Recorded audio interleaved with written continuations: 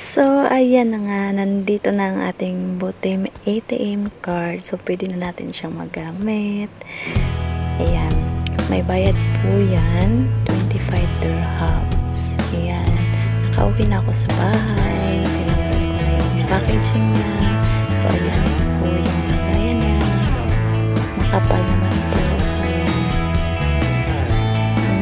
Yung ATM, yung card niya, okay naman po, hindi naman siya matibay naman po siya, kaya yun, pwede naman siya maggamit pa grocery kayo,